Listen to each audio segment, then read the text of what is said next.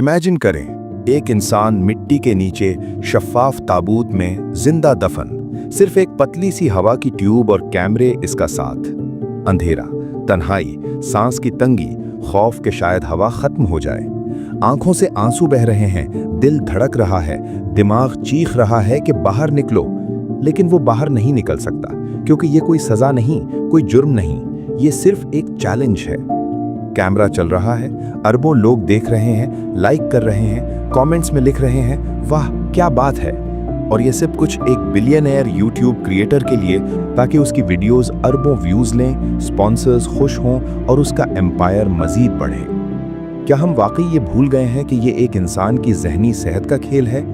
अगर यही तन्हाई जेल में होती तो हम इसे टॉर्चर कहते, लेकिन जब इसे चैलेंज का नाम दे दें, पैसे का लालच दे दें और कैमरा चला दें, तो ये एंटरटेनमेंट बन जाता है। ये कहानी मिस्टर बीस्ट की दुनिया की है, जहां तकलीफ को व्यूज में, दर्द को डॉलर्स में और इंसानी हुदूद को कंटेंट में बदल दिया जाता है। क्या ये तफरीह है या एक्सप्लॉयटेशन की सबसे जालिमाना शक्ल?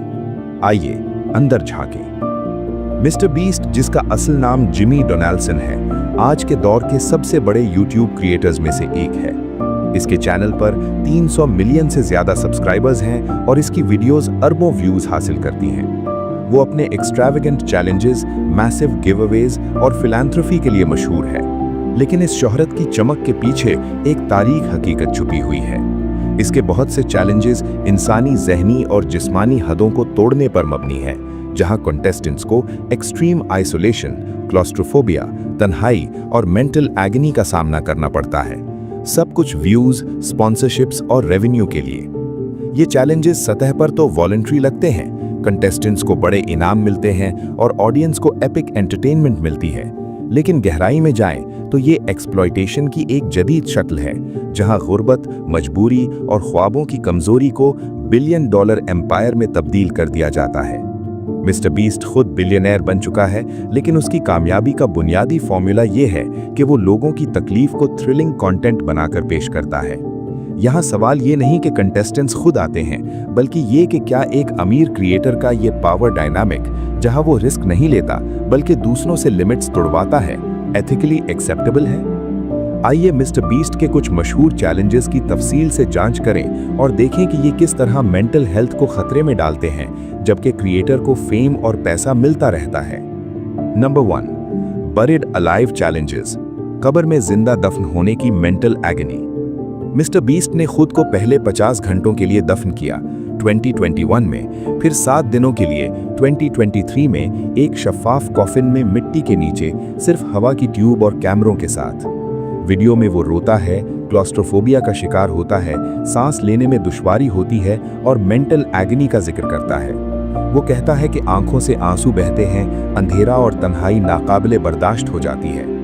ये वीडियो अरबों व्यूज हासिल करती है। लोग कमेंट्स में लिखते हैं एपिक, लेकिन सोचें, अगर यही सॉलिटरी कन्फाइनमेंट जेल में होता तो हम इसे टॉर्चर कहते।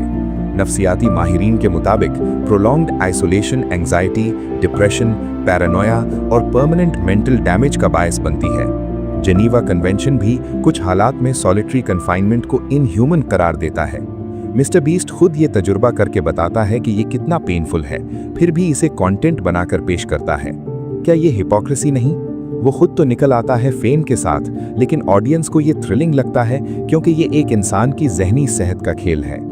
ये चैलेंज मिस्टर बीस्ट की स्ट्रैटेजी का बेहतरीन मिसाल है। एक्सट्रीम कंडीशंस को नॉर्मलाइज करना, जहां तकलीफ को एंटरटेनमेंट में तब्दील कर दिया जाता है। नंबर 2, प्राइवेट जेट में 100 दिन की आइसोलेशन, तन्हाई की कीमत पर जेट जीतना।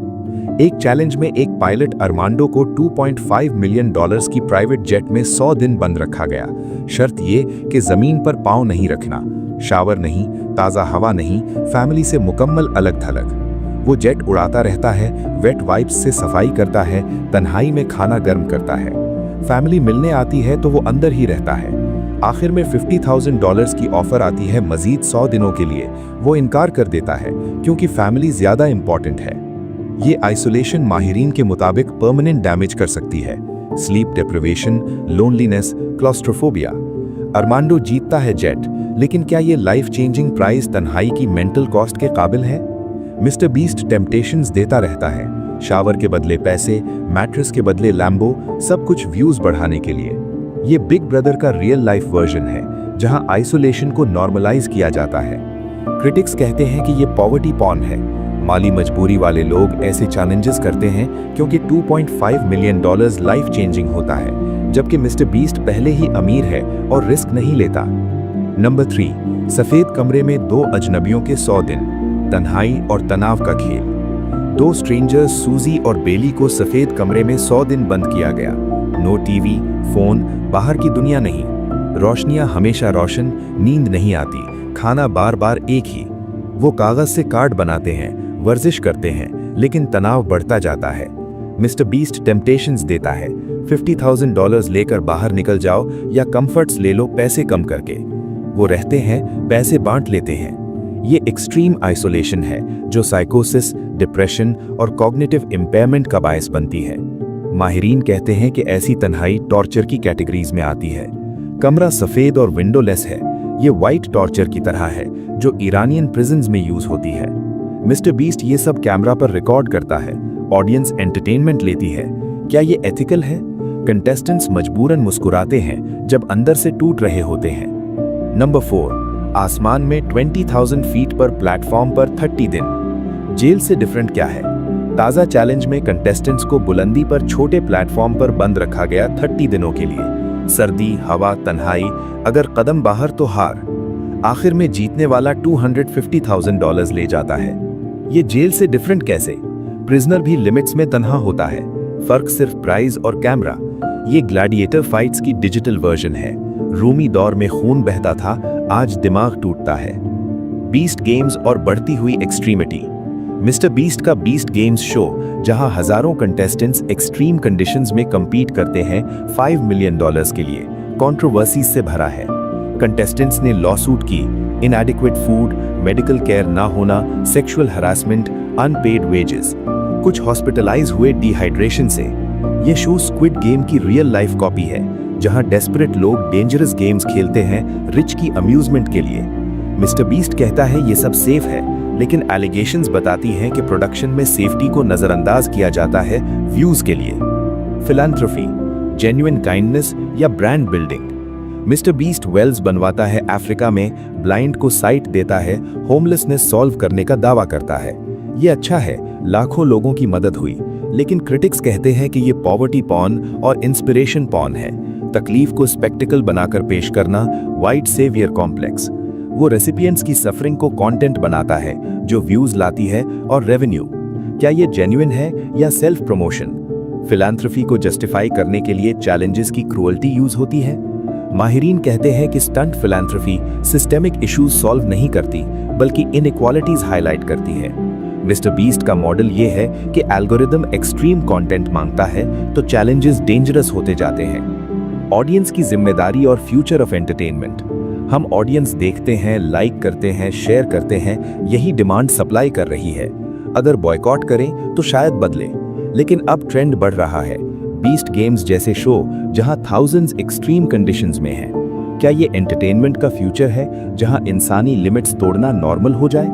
मिस्टर बीस्ट की रविश एक डेंजरस प्रेसिडेंट सेट कर रही है। व्यूज के लिए डिग्निटी, मेंटल हेल्थ और एथिकल बाउंड्रीज को कुर्बान करना। वॉलंटरी होने का दावा एक्सप्लॉयटेशन की बुनियाद है, जैसा कि इतिहास में गुलामी या लेबर एक्सप्लॉयटेशन में इस्तेमाल होता रहा है। वक्त है सोचने का, क्या हम ऐसी दुनिया चाहते हैं जहां तकलीफ एंटरटेनमेंट हो, या एंटरटेनमेंट की हद डिग्निटी से ज्यादा इंपॉर्टेंट नहीं? ये कंटेंट कल्चर की तारीख तरफ है, जहां एल्गोरिथम डोपामीन हिट्स मांगता है और ह्यूमंस गिनी पिग्स बन जाते हैं।